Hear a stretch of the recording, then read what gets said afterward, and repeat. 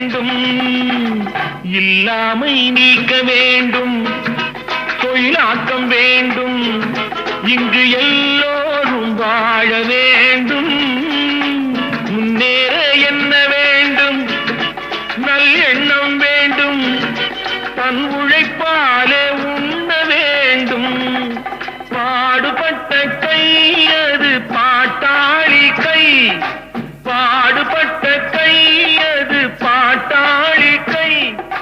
செய்யும் தொழிலை தெய்வமாக நிலைநிறுத்தி உடல் வருத்தி அன்னமிட்ட கை, நம்மை ஆக்கிவிட்ட கை.